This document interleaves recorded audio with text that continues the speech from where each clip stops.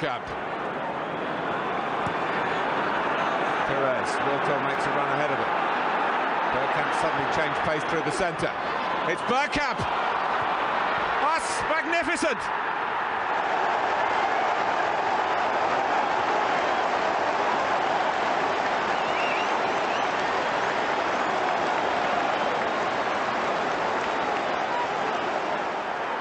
The move, and then this, which left Dabby's ass totally stranded. Welcome to a Bergkamp Wonderland, an Arsenal podcast. I'm Deacon, I'm here with Danny, and we've just got through to the quarterfinals of the Champions League, mate. Apparently, it's 3 more games until we win the Champions League, Danny. We'll just win 3 more, and it's fine, right? 5 more. Five. You know me with numbers. 5 more. Yes. 5 more games. Bloody numbers. Come on, let's be honest. None of us are really thinking straight right now. The stress of extra time, the stress of penalties. I can't even remember the last time we were really in that sort of situation to that stressful level. And then to win it with the way that we did, you know, the convincing penalties that every Arsenal player took, the confidence that was exuding them all. And then Raya stepping up and saving 2 penalties was absolutely phenomenal. Yeah. I'm absolutely lost for words. I'm buzzing. I'm so happy that everybody's joining us so late on a Tuesday evening. Yeah, and If you're on the continent, happy Wednesday. Yes, that's very true. In England, it's just gone past 11 o'clock at night on a Tuesday. Everyone's got work tomorrow, but no one really cares. We're just focusing on it today. Danny, how was that? That was, considering at times it was, we're going to lose. We're going to win. Oh, we're going to lose. Oh, we're going to win. Oh, now I'm not sure. Oh, we're going to win. Oh, no. No, we're not going to win. Oh, and then it's just that roller coaster of emotions for the entire 3 hours that it felt like that show, that game went on for. I got through a whole can of Monster, half a litre of water, another half can of Monster, and I'm on another can of Pepsi Max, people, if anybody wanted to know. And then I've made more notes for this game than any game I think I ever have done. And we don't need any of them, do we? We just need to talk about, well, what are we going to talk about? Well, we'll talk about the goal. We'll talk about just the overall, how we were playing. And then we're going to go straight into the penalties and we'll just talk about it. But more than anything, guys, we want to talk to all of you guys. We want to go through all of your comments because we know that a lot of you are going to want to talk about what's happening tonight. So we'll try and go through as much of it there as possible. But we're not going to leave them all out, are we? We're not going to. I've got to go to bed tomorrow. Yes. I'm going to try and go through the comments as quickly as I can, guys. Okay, please be kind to us. But I'm going to try and go through as many comments as I possibly can. But should we jump in, Danny, and just say hello to a few people first and foremost? What have we got here? We got Renry.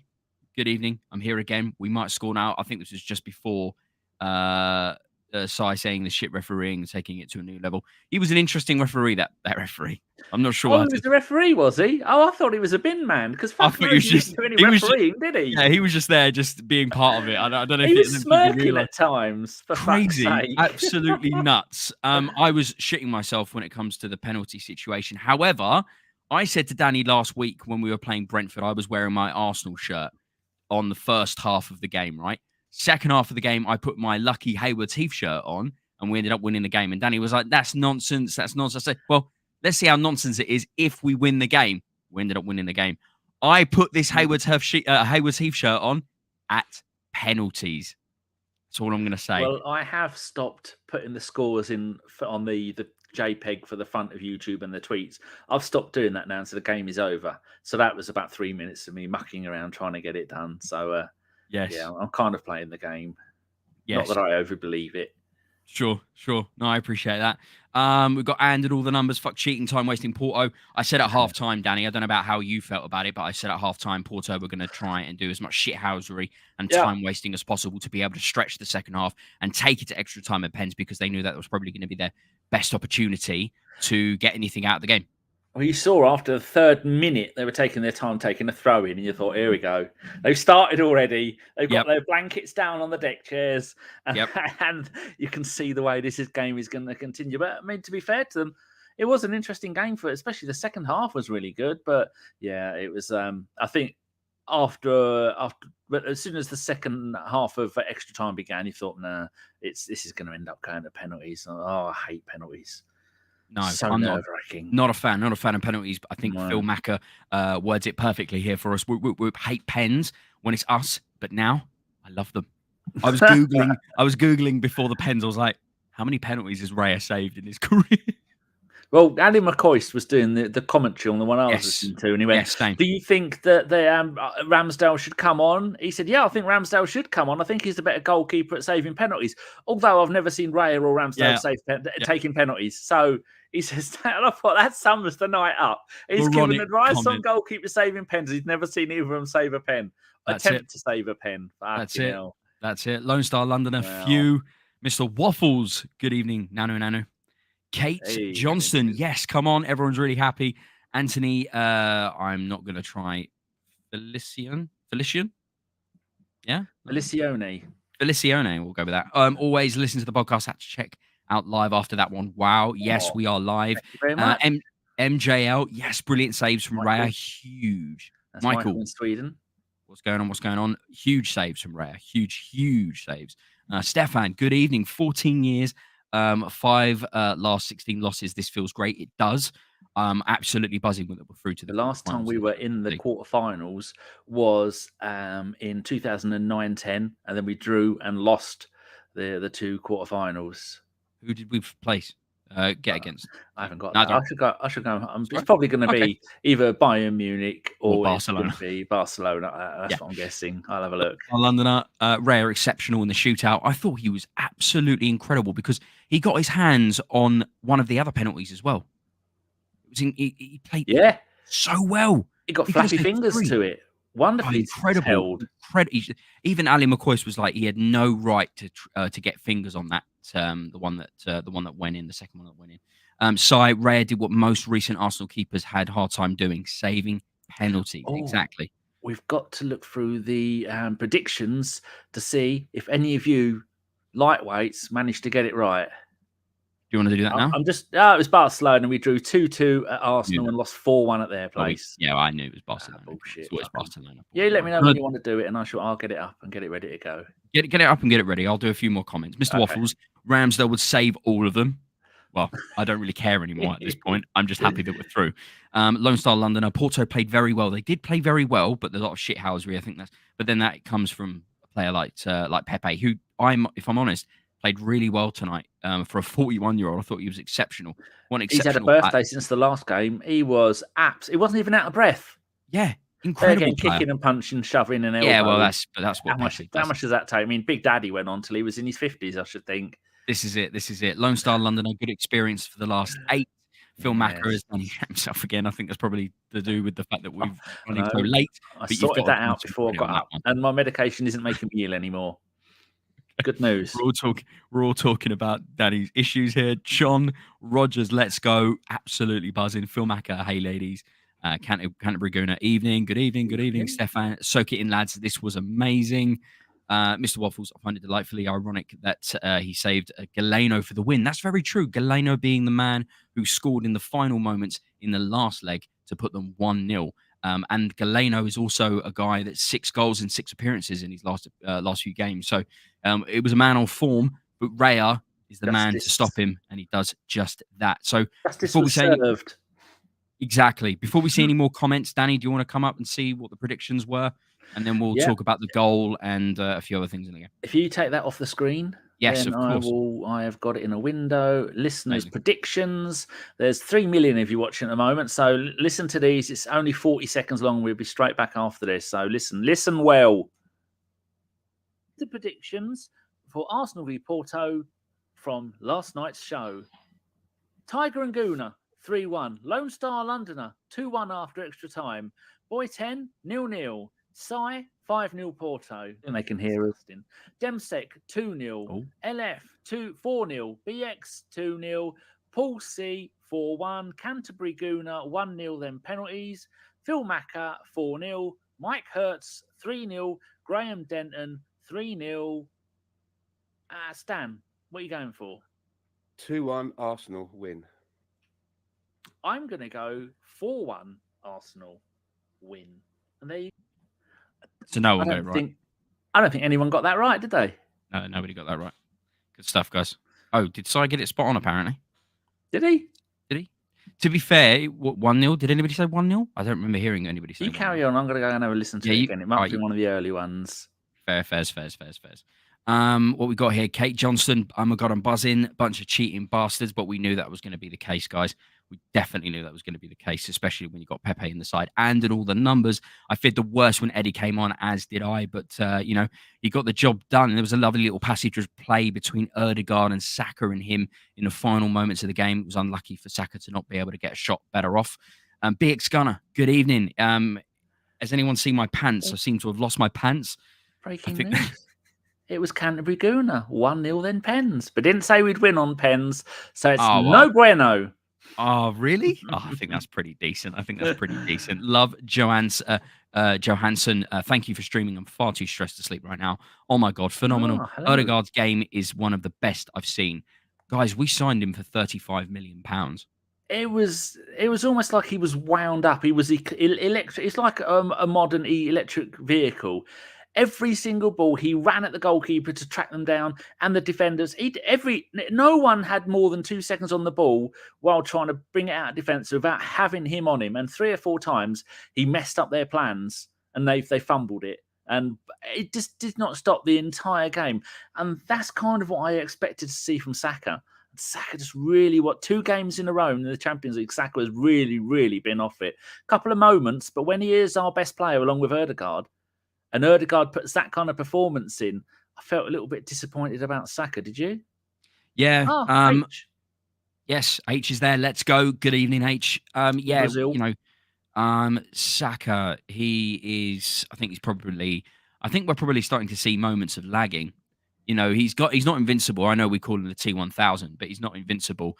Who knows? This break that we now have, because the game that was supposed to play this weekend against Chelsea has been postponed due to the fact that Chelsea have other obligations in the FA Cup. Unfortunately, we're no longer in that.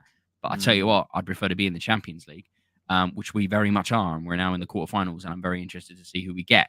But yeah, we've hell of a kick in. I mean, at one point in the first half, they tag teamed him. It was like in '86 WrestleMania. 2 of them. One got clothesline the top half, the other one clothesline the bottom half. Spun him round, and the ref went, "Hey, off we go then." They're just playing. They're play fighting. Don't worry about it.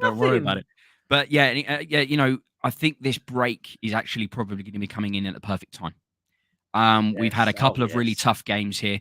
Brentford in the league, which we win 2-1 in the final moments of the game. I think 86th minute for Havertz. And then we get this really, really stressful game against Porto in the Champions League. The first time that we've got into the quarterfinals since 2009, 2010. So it's been a stressful couple of games. We've now got a few weeks break that we can really focus and hone everything back in so we can play Man City at the Etihad on the 31st of March. I'll do a few more comments and then we'll quickly go over a few of the moments of the game, including the goal that Odegaard created. Phil Macker, what a result. Now, no football till we go to Man City on the 31st, exactly. Michael, is that correct, Danny? That's Michael? Yeah, Michael in Sweden. Let's not pretend that I'll be able to sleep after that game. I completely agree, and that's the reason why we're doing this podcast right now. H, I'm still crying. I had to be really calm and collected, guys, because I've got my cat sleeping on my desk right here, and I don't want to bother her. You know how it is with cats, but Danny would probably say otherwise. And all the numbers. Rice played fantastically, as well as Odegaard. I think most of the team just played out of their skin. They really wanted it, but Porto really came at us. I didn't expect that type of performance from Porto, Danny. Did you expect them to bring the game to us? Because I thought they might be doing a low block. Well, they are on a bit of form at the moment. I went through their form last night with Stan. They've got the same form. They played the same number of games this season as we have. They've won 2 more games than we have this season. They're scoring goals. They're defending well. They've got all their players there. And I thought we'd turn them over, but they played probably better than they did in their place. They were really up for the game. And I think sometimes when the lulls in the crowd were the crowd lulled a little bit, they seemed to play better, which is why Arteta kept telling them, revving the crowd up. And then Odegaard did it a couple of times. But I think the crowd could have got a lot more involved, should have been shouting. That's it with away games in Europe. They do it continuous. They'll be doing it 4 hours before the game kicks off. Yeah. But the crowd really, I mean, it's our first season back, so we've got a load of new fans, but the fans really need to be shouting and screaming, waving and doing everything for the entire 3.5 hours of the game. I mean, it's an effort, but like they say, we are the 12th man.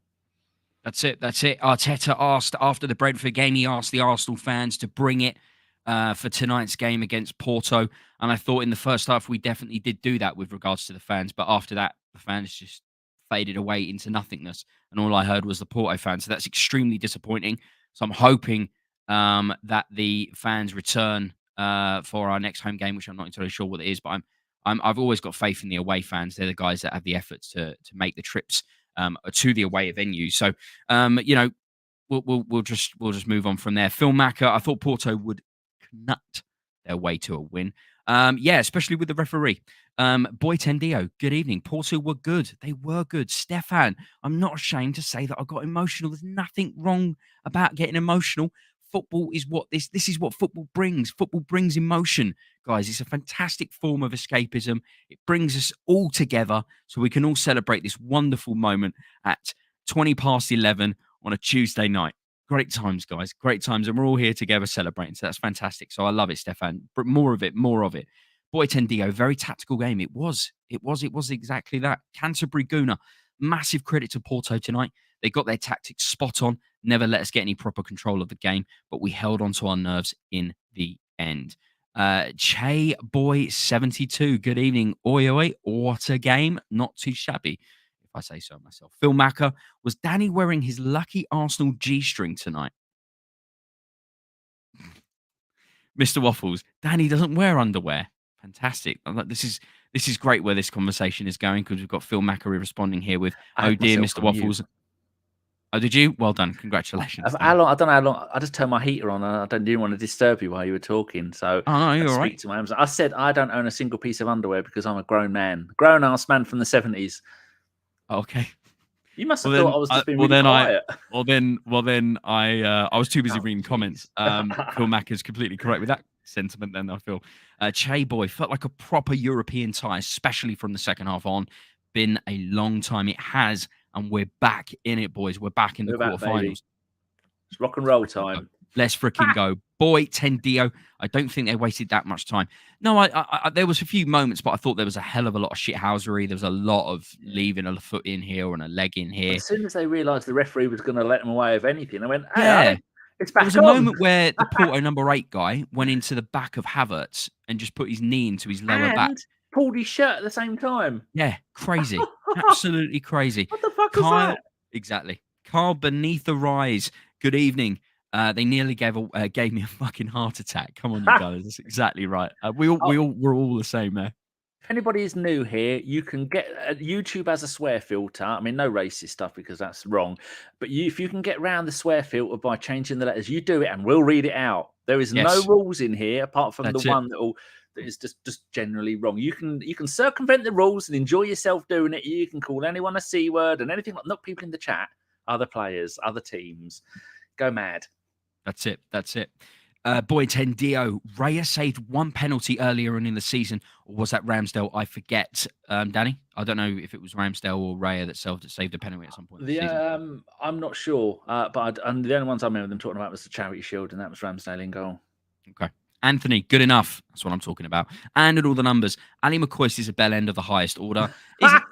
He's not too bad, considering most of them. He is a bit simple. You've got to take that into consideration, guys. He's a simple man. We're doing a simple thing and saying simple stuff.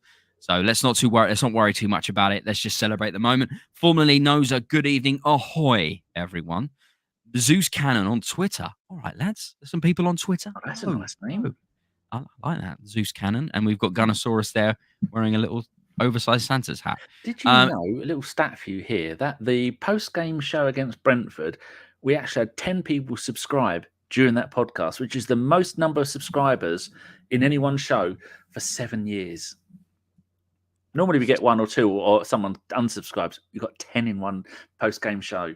Also, Danny, it was a post-game show that's reached over 1,000 views. That's the first time in about 3 years. So thank you to everybody that's been jumping into the podcast recently. It is super appreciated. And as you can see, I'm an extremely gobby, passionate person, as someone would say. John Rogers, guys, reading chat is not interesting. I say that as the chat. I've got to say hello to everyone, John.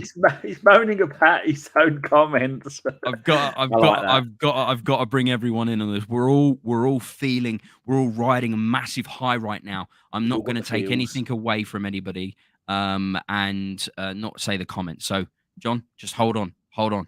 Che Boy, Raya has been has to be a fan favorite now. He's been a fan favorite for me since the very beginning. Avon, I've just calmed down. Evening, by the way. Good evening, Avon. Hello, Avon. King Ali, totally buzzing, as am I. Good evening to you. Stefan, Raya has massive hands. Apparently, he does have massive hands, but we definitely saw that this evening with the saves. Canterbury Guna, yep, blame the ref and opposition every time things don't go our way. Did we blame the opposition or the referee? I thought we're not complaining, we're just explaining. Oh no, the referee didn't give a fuck about either side. I mean, no. I thought he was wandering around constantly. I think he was just thinking he got some sort of Champions League ticket on the pitch. This is how we all feel tonight. Oh, you got the comment. Sorry, apologies. There we go. I made that. Us Arsenal fans, we got all the feels. We do have all the feels. It's very, very true. And I've also found a fat Ozil. It's absolutely ridiculous. Look at the state of that. Yeah. JC Johnson, Eddie coming on. He was looking good. Almost helped them score. He did. It wasn't too bad from him. Avon, I'd want one Dortmund, Bayern, or PSG. Yeah, guys, put into the chat who you would like to see in the quarterfinals. Formerly Noza, games like tonight just emphasize our need for a proper striker. That is completely correct. Pepe is a Superman. That is correct also. Avon, it's amazing what EPO can do for you. Oh, lovely. That's one for the doctors out there. Oh, okay. Do you know what it is? No. It's a drug that Man City are meant to be on. This is why their players never get injured. Oh, really? Yes. I've not heard about this. How is this not... yes. I need to look into this after the game then. Boy Tendio, Pepe loves Odegaard, by the way. He can't stop smiling when he's around him. He clearly saw something in him at Madrid. Or alternatively, he's been proven wrong on the talent he thought he didn't have. You can see when they were doing the initial greetings and stuff like that. Yeah, he definitely saw like a warm embrace from the two. Che Boy, Benny Blanco, unsung hero tonight. I think he's the unsung hero most nights, Danny, isn't he? Benny Blanco. He was magnificent, incredible, as was Rice. Yes. And when Saliba and Gabriel had a couple of wobbles, and they did every now and then, those two stepped in. Jorginho was great for the part that he played. And it's a shame that he didn't start the first game, because I don't think we would have been 1-0 down by then if he'd have played the whole of the first game, because he would have been in that kind of shutting down area where the bloke scored from, out wide on the right-ish. I agree. So let's quickly go over the game then. Avon, best goalie at the club. Well, I've said that from the very beginning. So let's go over the game then. What have I got here? Where have I got? Yes. So everyone was the same in regards to lineup. Still no Martinelli on the injury. I'm probably thinking that they're not going to be rushing that back anytime soon. No. He'll most likely be available hopefully anyway, for the City game. Trossard keeps his spot, but Ray is back in goal after the Brentford game. So it was nice to see him return. And we also, I don't know about you, Danny, but there was no nervousness. I didn't feel any nervousness this time, even though the game was quite a stressful game overall. But there was no nervous jitters in the first 10, 15 minutes.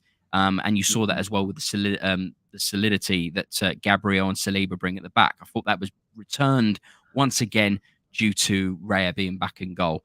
What did you think of it all? An interesting point from Brighton manager Zebri. He said the away game for Brighton, where they lost 4-0 at Roma, he said it is a big step for players to start playing in Europe for the first time. And an away game like that, although they played a few other games, you play away in Italy, and that is a whole new experience. And I think we found that at times playing in the away games have been a little bit over what is it?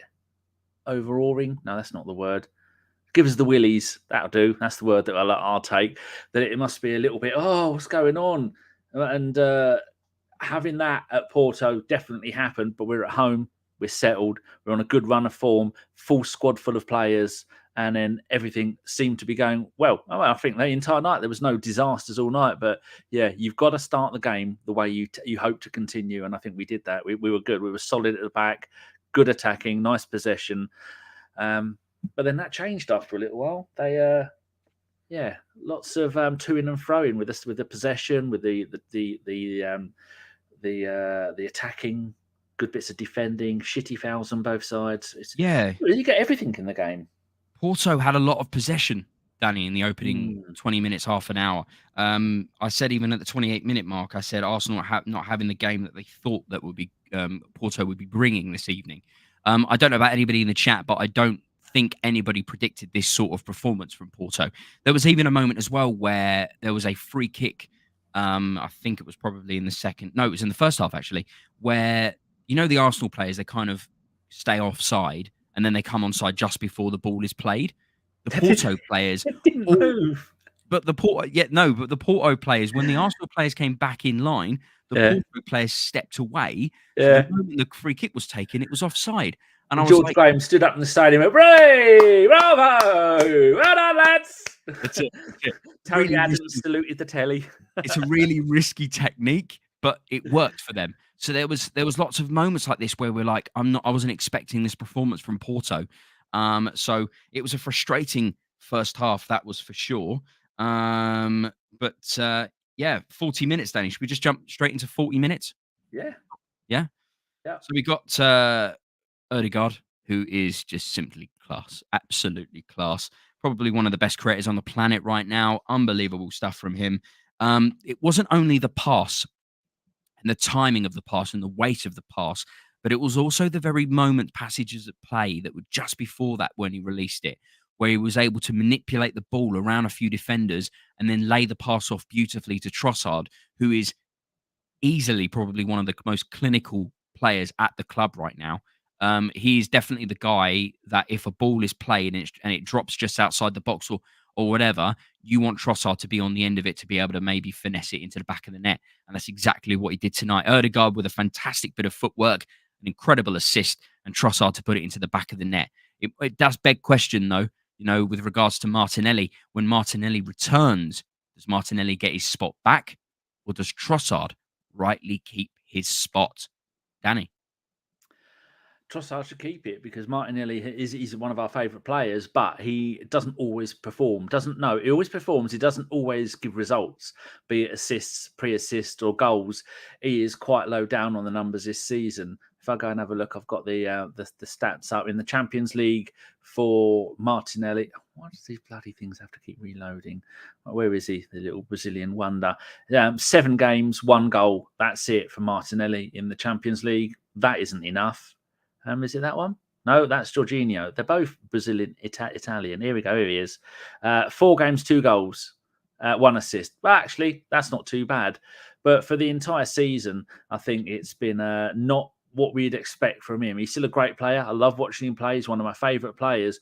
But I want more goals. I want more assists. At the moment, it just tends to be a lot of promise, but not a lot of end result. I'm just looking here for, where is it?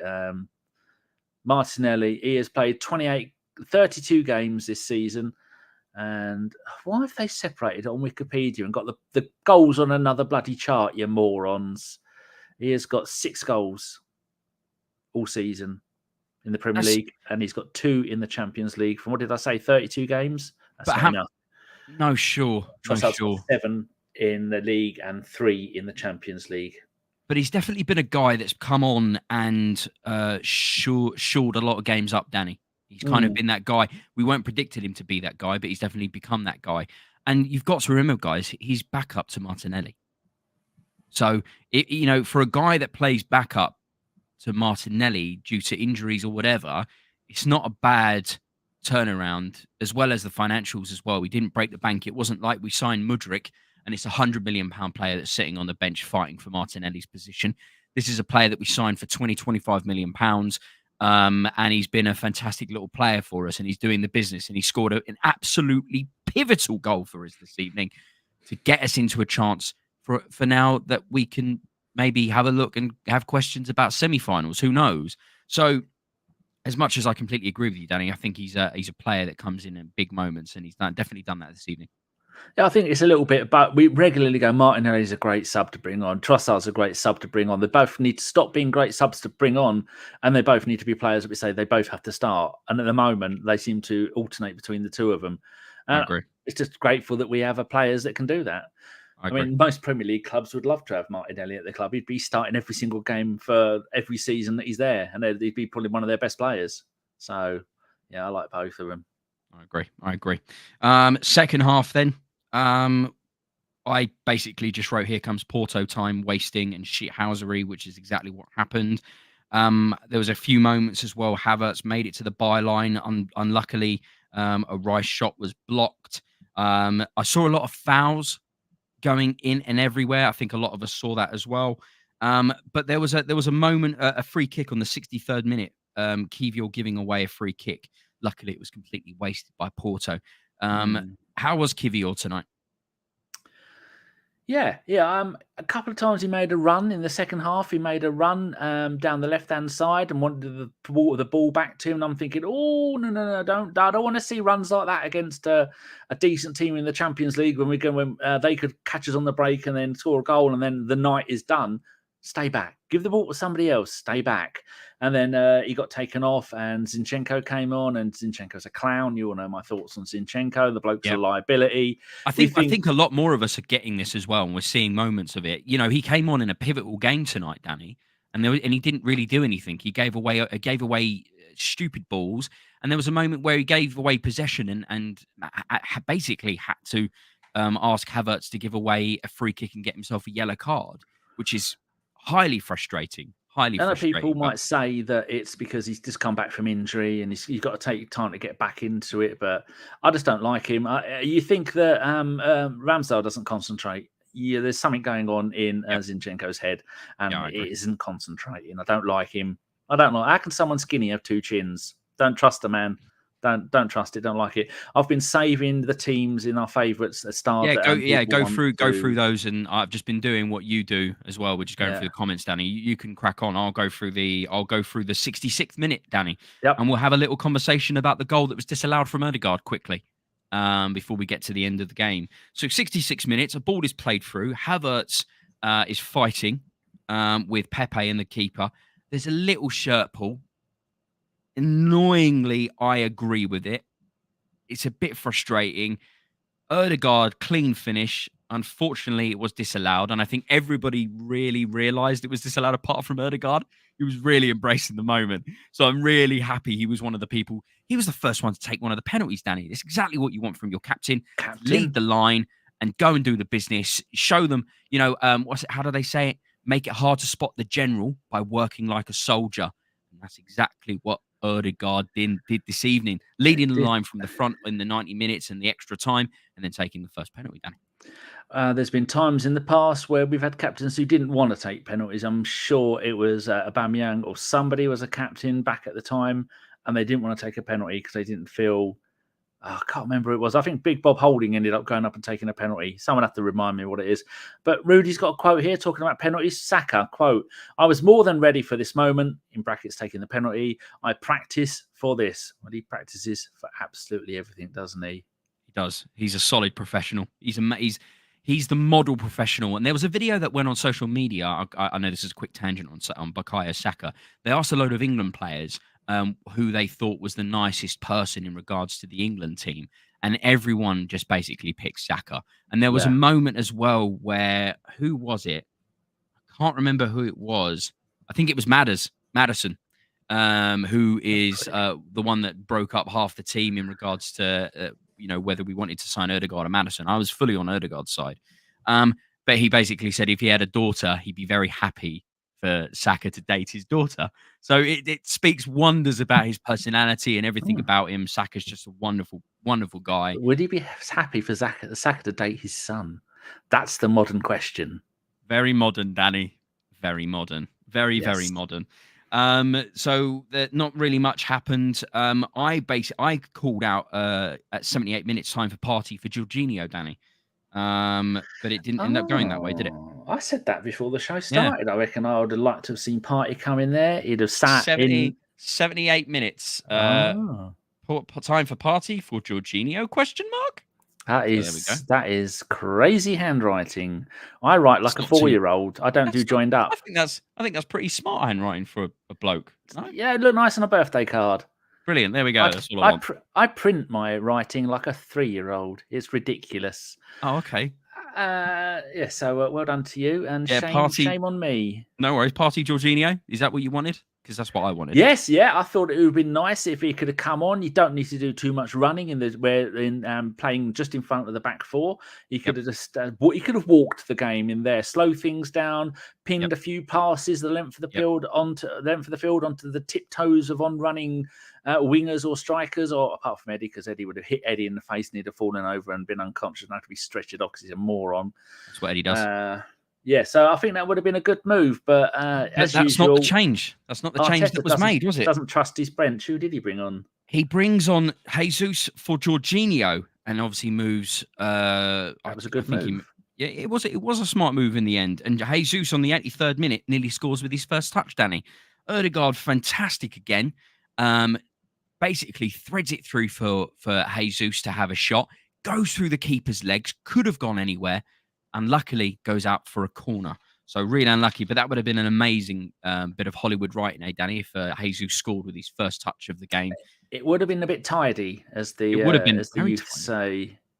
Very tidy indeed. Dempsey needs 19 days to recover from that.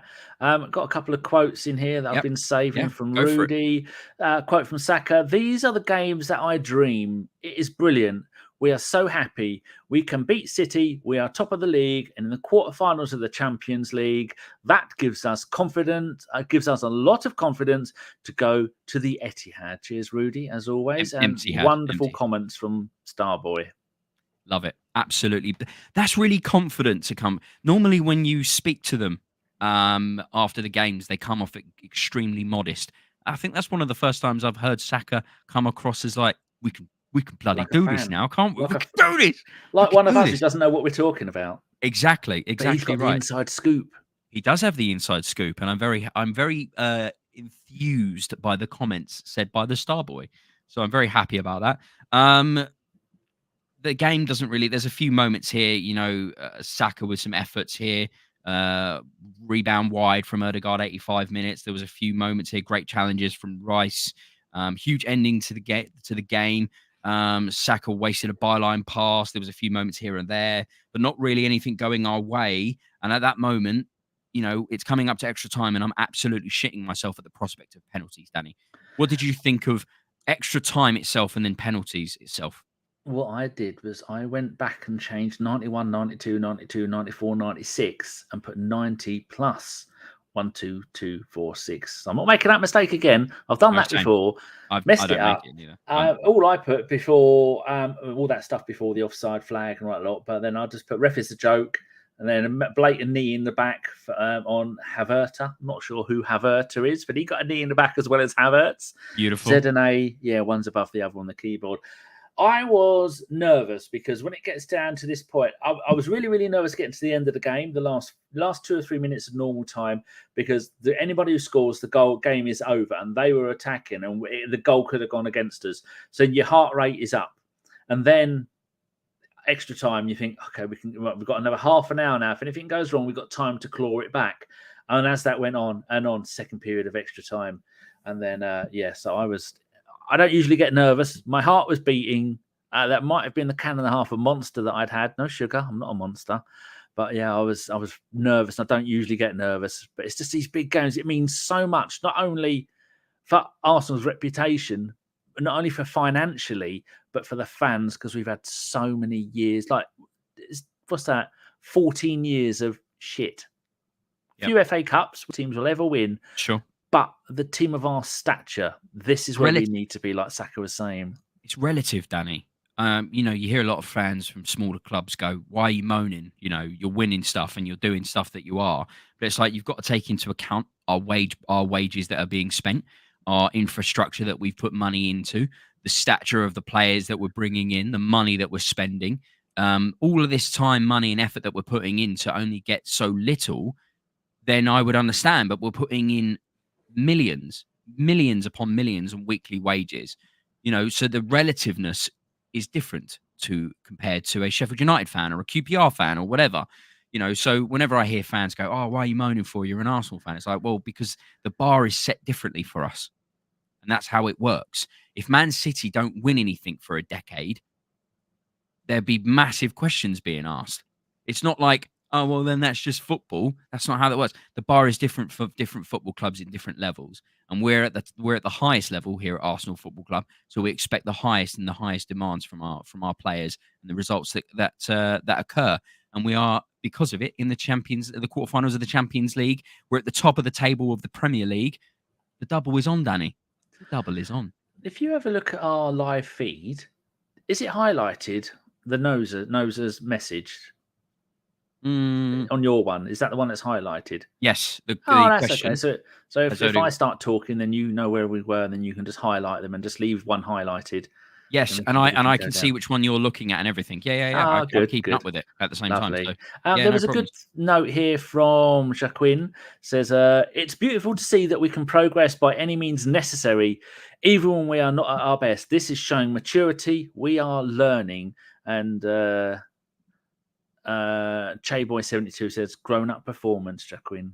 Everyone, even very well worded, actually. That's a very well worded point, actually. Grown up performance. I think that pretty much sums it up, if I'm honest with you, isn't it?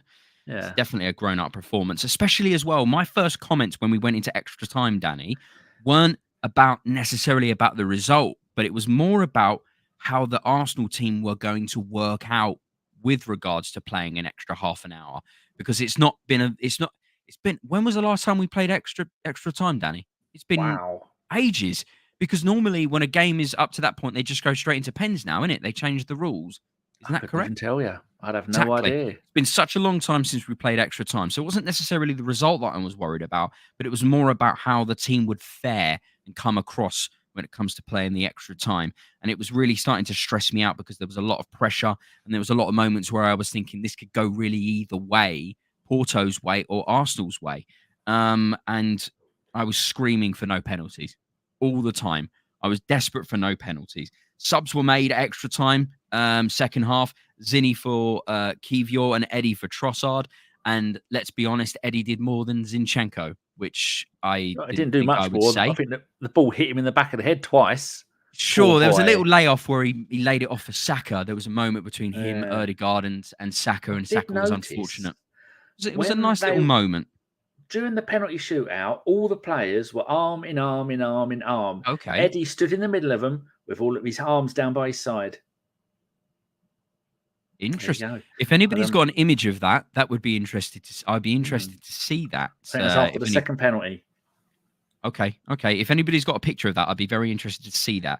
I think Eddie knows. I think he's not. Come on, he can't be stupid. He knows that his time is up at Arsenal. I did find it interesting as well that Ramsdale, the moment. Well, not interesting. Maybe it was a nice thing to see that Ramsdale embraced Raya at the end in the manner and the way that he did. I think we all know that Ramsdale's probably going to be playing his last few games for the Arsenal. Well, probably the Brentford game was his last game for the Arsenal. But it was nice to see because I think Ramsdale understands as well that maybe he might be leaving in the summer. But we're in the quarterfinals of a Champions League. The chance and the opportunity of a Champions League winning medal is something that Ramsdale is very, very happy to think about. So I think that had a lot to do with the embrace that he had with Raya. But it was nice to see. There's not really much else to say really in regards to there was a clean tackle from Jesus, but it ends up going the wrong way on the 114th minute. I thought that was absolutely perplexing from the referee. But then the referee was a bit of a token fool and a bit of an idiot. I don't think he was all there, if I'm honest with you, Danny. The referee, I don't think he was all there. I don't know what he was doing. Yeah, I agree. Poor man.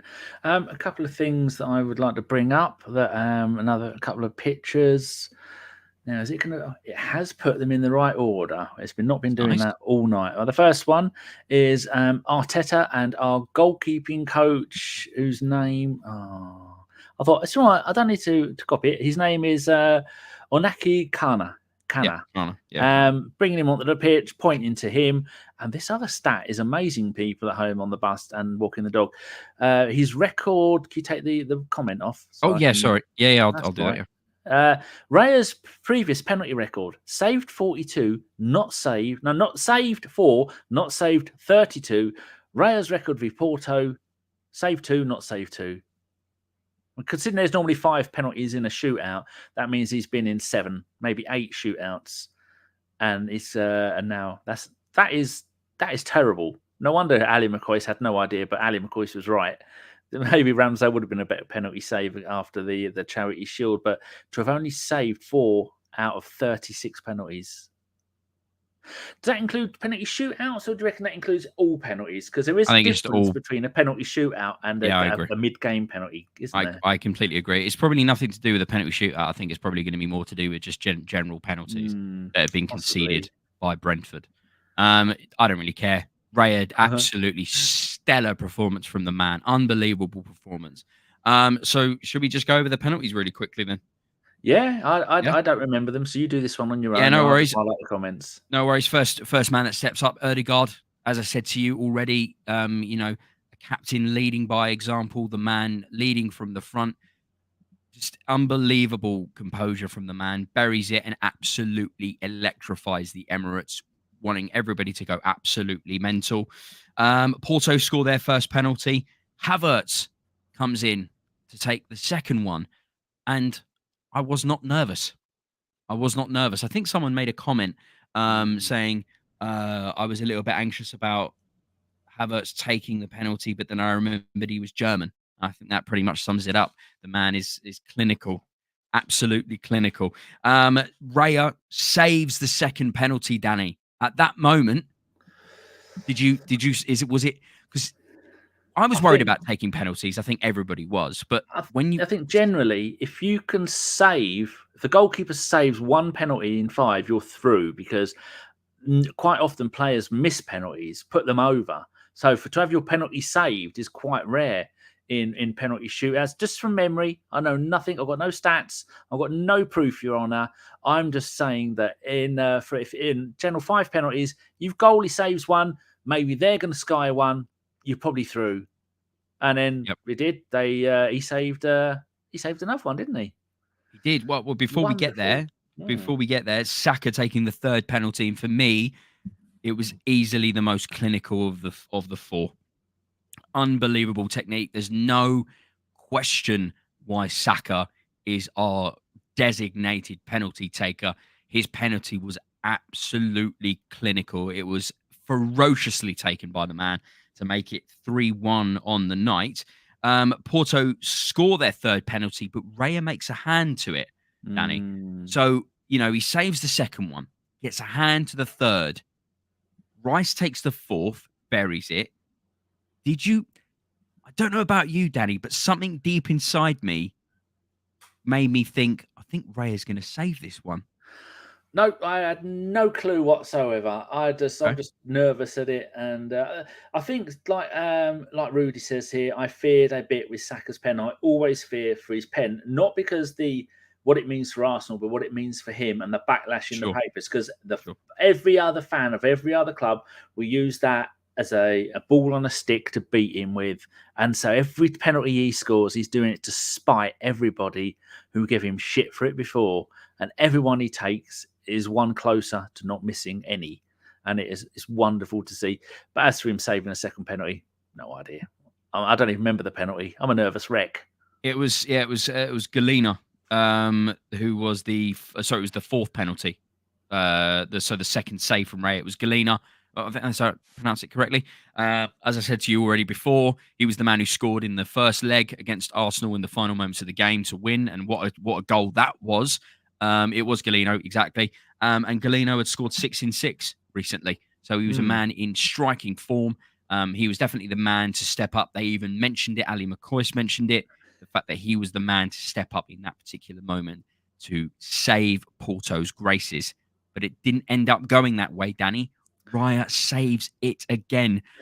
And as I said, I kind of sensed it was going to happen. But I was also, when it did happen, I didn't really say anything, because I was completely gobsmacked. I was expecting it a little. There was something inside of me that was going, he's going to save this. But overall, I still was absolutely... Sorry, I'm typing. I've gone and found his saves, and I didn't want to take my finger off the letter B. I love or it. Sniff But or Steve. Sorry that's about that. fine. That's fine. So, but even though I kind of had a sense that he was going to do it, I still was absolutely speechless when he saved it. There they are. That's why I sneezed loudly and didn't mute myself, because I was busy getting these and I didn't want to lose them. Look at that. That is a man who knows what's cooking. He's going, I'll do this. I'm flying in the air and I'm still going to save a penalty. This one, I'm having to lay down and I'm going to save the penalty. No problem. You do your job, I'll do mine. Every single penalty, Che Boy completely nailed it.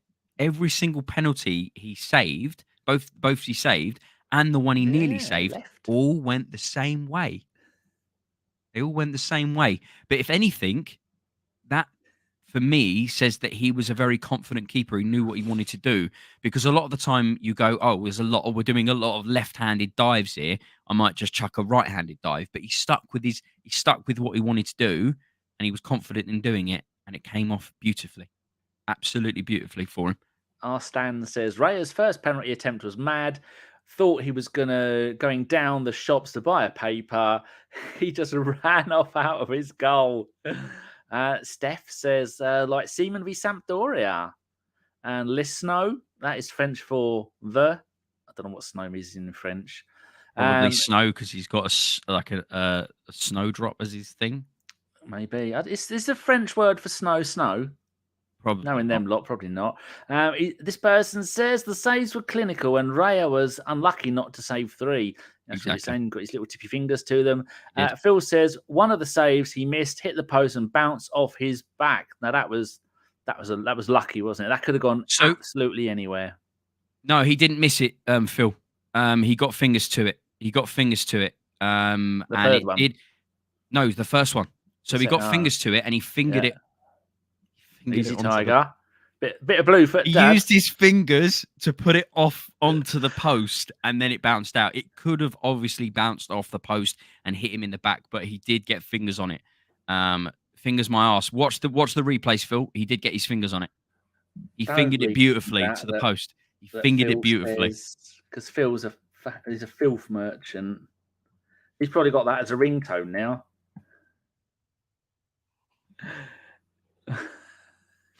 Everyone's just saying, fingered what now and fingered who now? Yes, I apologise. It just felt natural for me to say the word finger. Oh, dear. It's fine. It's fine. Schoolboy humour. You lot should grow up. Yes, grow up. Fingered the post. Yes, you fingered it. Oh, dear. But yes, what a performance. I think we can all agree that we're all living on a really natural high right now. It's going to be very difficult for all us. In this country anyway, in this particular time zone, it's 5 minutes to midnight. I think we're going to find it quite difficult to go to sleep. But yeah, Boy Tendio, he's got massive hands, hasn't he, Danny? He's got ginormous hands, right? He's no Andre the Giant, but he's still doing well. Sure. Incredible performance. If anybody has any questions, put them into the chat now so we can go through those. But thanks for all the fingered. Well, you asked a little while ago, what did they want to get through on? FA said Barcelona. Oh, yeah. So, guys, put your predictions of who you would want for the quarterfinals, guys. BX said Barcelona 100%. Cha Boy said, let's do Barcelona over. I really want that as well, actually. Said, give me Barca, let's slap Spotify FC. Tiger and Guna said PSV. Can we meet them in this round, or is it only the last 16 we couldn't meet them again? Oh, I don't know. No, nor do I. Patrick said, wouldn't mind Barcelona, overhyped team. Agreed. And I think that was it. The rest of them were just questions. Okay, cool. So we've got a few people saying in the normal chat who they predict, who they prefer, and then we'll just do questions. Guys, if you've got any questions, put a Q at the front, and we'll answer those questions at the very end once we look at all of these. Steph says Barca. Luke Howard has turned up. Oi, on the train home from the game. Oh, I bet it was magnificent. Our Femi was there, and he was putting videos and photos in of it. Wow, I bet the atmosphere was mad. Luke, did you see all Arteta and the players trying to hype the crowd up? Because sometimes the crowd, we were saying earlier on in the show, the crowd got quite quiet, and they need to be on it for the whole 2 hours, shouting and screaming. And I think that would have made a bit of a difference. Cal says Dortmund or PSV.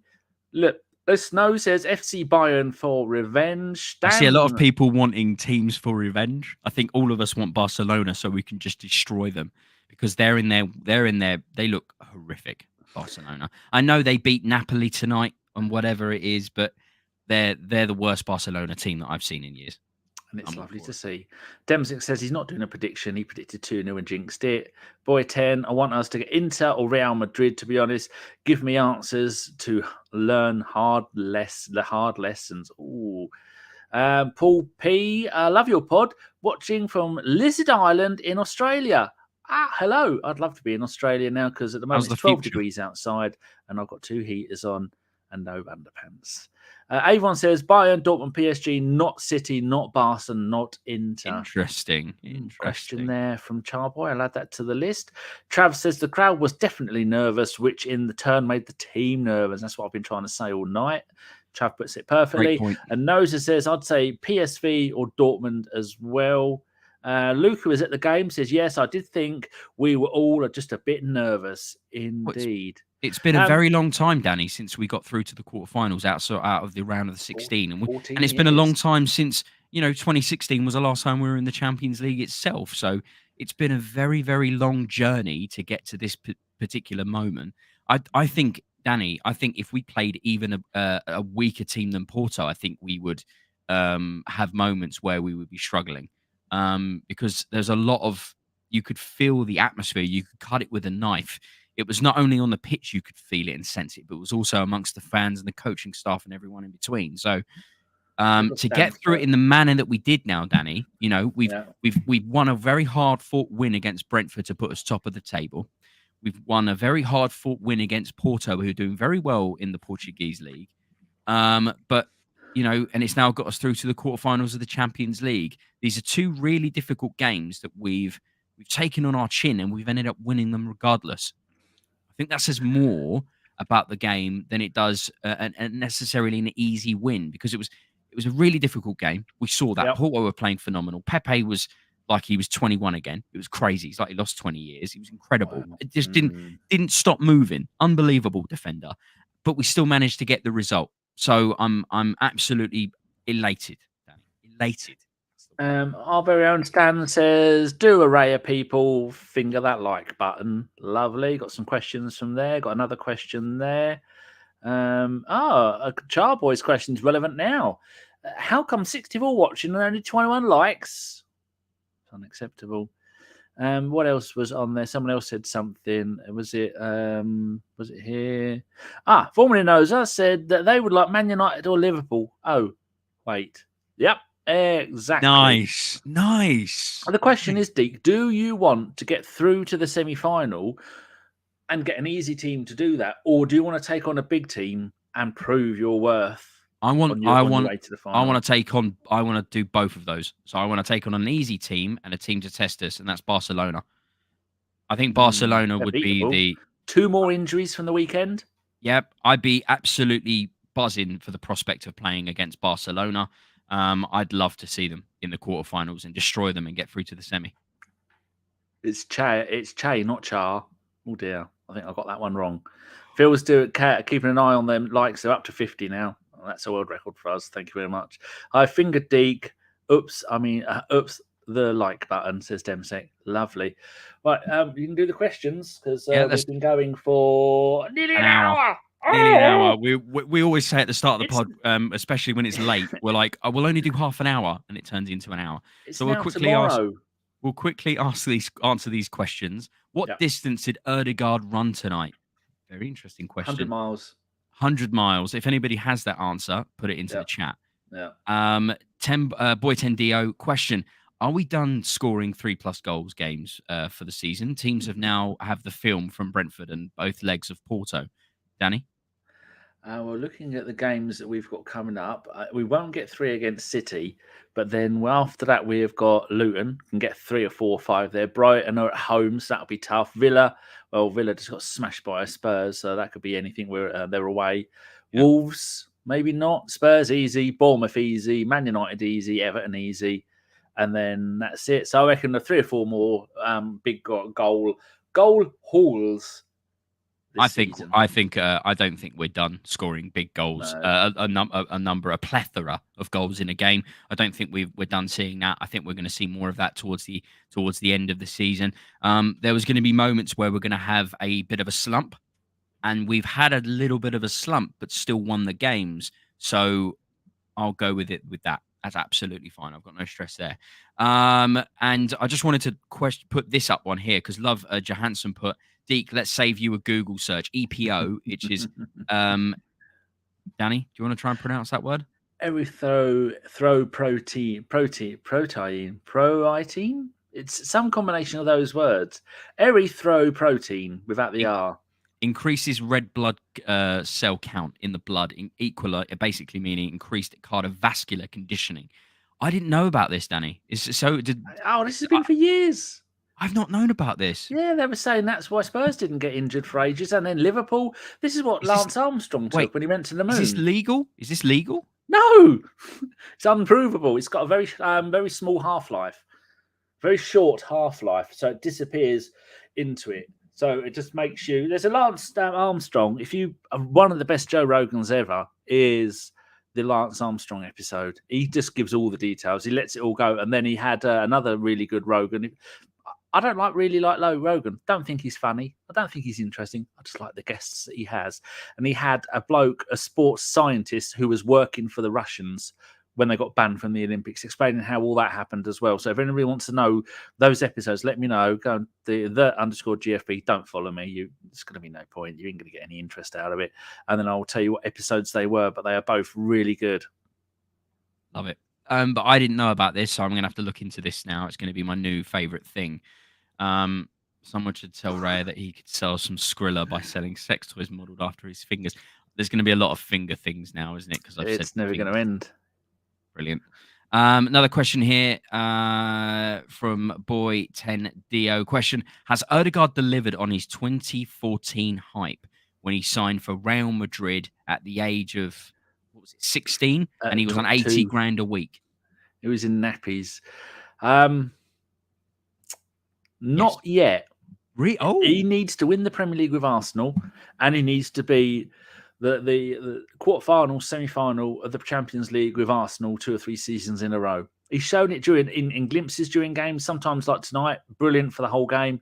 Some of the spin rounds in the little tricks and he tried to do around the penalty area, they're sublime. He does it all the time, but he needs the players around him to be able to do it. Remember Ozil, one of the greatest players to play football in this modern era, couldn't keep doing it on his own because he was surrounded by shit.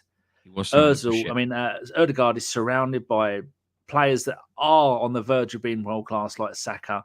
Players like the rest of the team. Not going to name them. You know they are 2 or 3 years time, and he is leading them into the promised land with his diamond flip flops, and it'll be lovely to see. Okay, I like that. I'll go with that as well, Danny. I'll be boring and go with that. Another question here from Che Boy. We've got here: do we have to win something this year, Danny? I don't mind if we don't. Yeah, that's it, isn't it? Because it's Champions League and Premier League.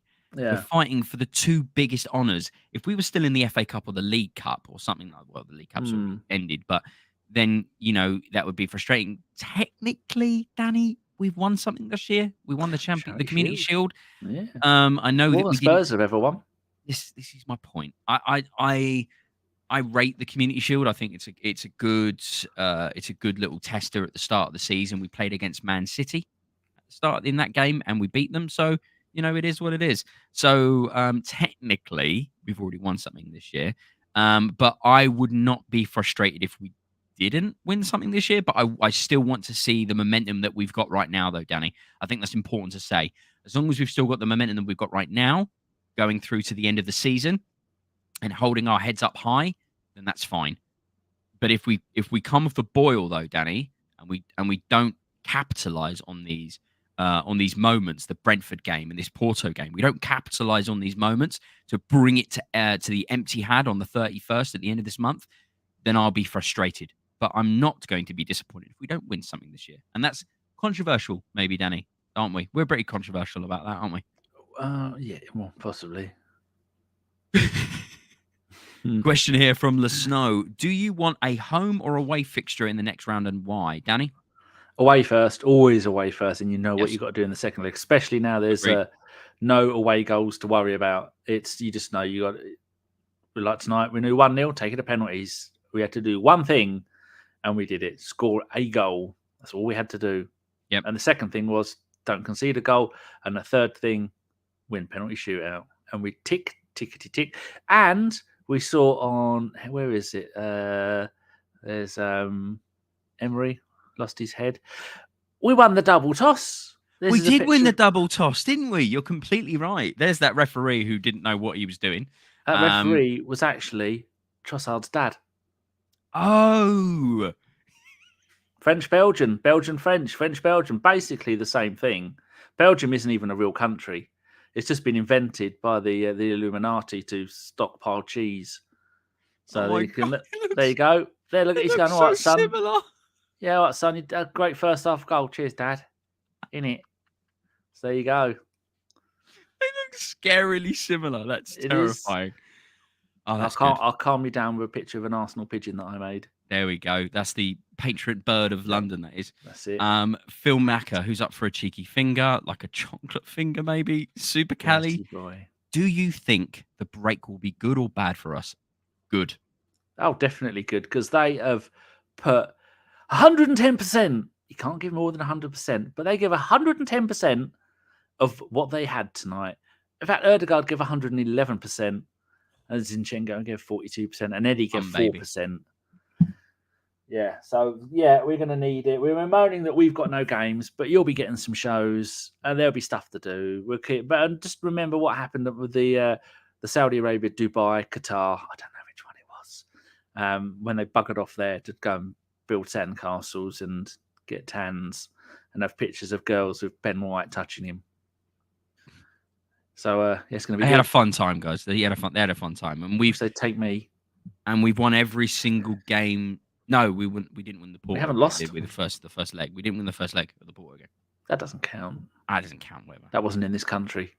Very true. We've won every game in this country. That's all that matters. Yeah. Fuck them. Another question from Super Cali then. Do you think any of our bench players will be integral when it comes to the run out? Well, tonight, the players on the bench I'll read about. You tell me if they're any good. We have got Nketiah. No. Zinchenko? No. And then Jesus? Maybe. El Neni? No. Karl Hein? No. Partey? Maybe. Tomiyasu? Yes. Maybe. Cedric? No. Patrick Vieira? No. Ramsdale? R.I.P. No. His career. Yep. Smith Rowe? Don't cry. Hold back the tears. No. And Reece Nelson? No. There you go. There is a consistency there of no. Not really. I think Partey and Jesus are the only ones that could potentially give us something and offer us something. Timber's coming back. When Timber comes back, I think we'll see less and less of Zinchenko until the end of the season. There'll probably be questions asked about whether we'll be letting him go. The fact that Tomiyasu, even though he's injury prone, he's signed a brand new contract for Arsenal. And that pretty much tells you how highly rated Arsenal think of him. So, questions will be asked about Zinchenko at the end of the season. Boy 10 sums it up. Trash, decent. Trash, decent. Trash. That's our bench. Are the two decents my ones, or which ones are your two decents? Partey and Tomiyasu. No, Jesus and Tomiyasu probably. Oh no, you're right. I said Tomiyasu, didn't I? I said Tomiyasu, Partey, and Jesus. I'm surprised you didn't put trash, nonce, trash, decent, trash, decent. Yeah, I agree. Then there's no, you can't take us to court for that because we haven't said which one was the possible N-word. Nonce, I can't say N-word. Jesus fucking Christ. No, Nonce word. There you go. Brilliant. I've covered all bases there. Nice. Yes. Hopes for Timber, Jesus, and Tommy. Yeah, I agree with you there, Avon. I'm happy with all three of those. Yeah, I agree. One last question then from Demsek. Question: do we need a striker first or midfielder play? The amount of times we get asked whether we think we'll need a striker or anything like that, What do you think, Danny? Would you sign a striker or would you sign a midfielder first? Well, you've seen at the weekend we didn't need a striker because Havertz was absolutely immense. You've seen tonight that we do need a striker because Havertz very struggled really to do much, coming up against FIFA Player of the Year and of Pepe, who's at 72 years old, and he struggled to do anything against him. Eddie, it's dirty. It's dirty fighting. Pepe remembers the old black and white days where you got away with dirty fighting, and today the referee let it. Always need a striker. You could see Eddie. Eddie couldn't give two shits. He wasn't even allowed. He'd have sent him on. Don't touch the ball, Eddie. Leave it alone. Just go out there and run around. Look busy. Danny, about the Eddie thing, I think you're the one who mentioned the fact that he didn't interlock arms with players when it comes to the penalties. So, guys, if you can find that picture of Eddie not being with the other Arsenal players when it was with the penalties, please post something in the chat or something like that, or tag us on Twitter or something. No one will. I'm really interested to see that image. I will bring it up on the podcast on Thursday because after this show, I'm going to download the game and someone reminds me and I will play it on the podcast on Thursday. Beautiful. I like that. Right, what else we got here? Oh, here we go. BX. I think Fabio has something special. It will show soon. BX has been on the edibles, I think. If you could send some my way, listen, Fabio Vieira, I want to be proven wrong with him, but we're not going to. We'll have to wait and see. Almost in regards to Demsek's question, though, Danny, would I want a new striker or a midfield first? Striker. I want a striker first. Definitely. I want a striker first. Regardless of how good Havertz has been playing recently, he's not. We need another option off the bench. The fact that we have to rely on Gabriel Jesus, who, I like him as a player, but he's not the guy that's going to be scoring goals week in, week out. I would love a striker that comes in and does something different to the other strikers, an out-and-out striker, not a fluid striker. Havertz can play in the midfield, he can play out on the wings, he can play up front, and Jesus can play on the wings and up front. I want a striker, Danny, who plays up front. That's a novel idea. I don't think it's going to work with someone who is related to Pep, who doesn't like to do that. Sure. Until he got the. I want them to sign a striker of what they want because I've heard rumours. Rafael Leao of AC Milan. I've heard rumours of that. So we'll have to wait and see. I've heard Tony now is a no-go. They don't, especially after the Brentford game, they really dislike his attitude. He's got the wrong attitude. They don't want that sort of personality coming to the Emirates. They took a long time of getting rid of personalities like that out of the Emirates, and Tony's going to be that kind of guy. So I'm not a fan. Not a fan. I know we've got Teabag. Brilliant. There he is. Fabio Vieira, the man, the myth, the legend. I'm all for him turning up and becoming the player that he's meant to be, but we can't have any stragglers. Oh, well, there you go. We've done an hour and 12 minutes. Are we allowed to go now? Do we have everyone's permission? Can we go home now? Richard Morris has turned up. Yeah, I take you at the game, Richard. Yeah, we've kind of done it all now. It was yes. It's been emotional. Yes. In the words of Vinnie Jones. Let's have this picture up there in the top right corner. An old-fashioned European display. Let's have the old-fashioned Arsenal badge. Look at that. That is a badge of beauty. That's the badge I've got badly tattooed on my leg. That's the cannon facing the other way, the original way. It is, and it is right. Richard says, please don't go. I've just got home. No, he's got hone. He's got hone. He's honing his skills. That's what he's only just got back to the mansion. And he's busy whipping the butlers. He wants a cheese and tomato sandwich. I don't know why I said cheese and tomato. I hate cheese. I hate tomato. What's it? Cheese on toast with Marmite. Oh, you dirty boy. Oh, Christ almighty, Save guys. me. I'm starting to lose it. It's midnight, guys. We're going to go to bed now. We appreciate every single one of you for jumping into this stream and just sort of reveling in this wonderful moment that was given to us on a penalty shootout.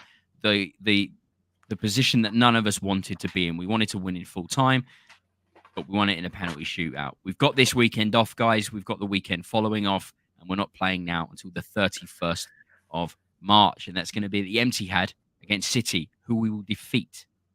It's a half-full kickoff, and we will defeat them because that's what Arsenal do. I'm not nodding in agreement. I do this when I need a wee. Save me. Okay. Right. Let's end it here then, Danny. Thanks to everyone for jumping into the channel. You've got any final words, Danny? Dodecahedron. Nice, solid word. I like it. It's a good word. Yeah, guys, I've got not much more to say here. I just think it's great. 8:30. There we go. That's the next pod, guys. 8:30 on the Thursday. We're going to be doing a Talking Bollocks at some point as well. During the break in between the postponed Chelsea game from this weekend and up to the City game. So we'll let you know on socials about that. So make sure you jump in and join us there. We'll be talking everything and anything. Who knows? The world is our oyster, Danny. That's how we'll look at it. The world is our oyster. Indeed. If you did like this podcast, if you are listening to this on a post or anything like that, maybe put something in the comment section, constructive criticism. Ask, am I gobby? Am I a gobby person? Like the video, guys, share it, subscribe, and everything in between. Really, really appreciate you. Absolutely fantastic performance from the Arsenal in the end. Stellar performance from Saka with a penalty, and Raya coming up absolutely clutch with his very long fingers, fingering it into the post, Danny. Giving it a cheeky little finger. Dirty boy. That's how we'll end it. Out it goes to Lee Dixon. Long ball from Lee Dixon. Smith will hold it up, plays it square to Thomas. And Thomas goes inside Nickel. And Thomas is there. And Thomas has scored for Arsenal. In injury time, Michael Thomas has scored for Arsenal. A ball played through the gap. Thomas was there. He held off two challenges, kept his head. By my watch, we are a minute and a half into injury time, and Michael Thomas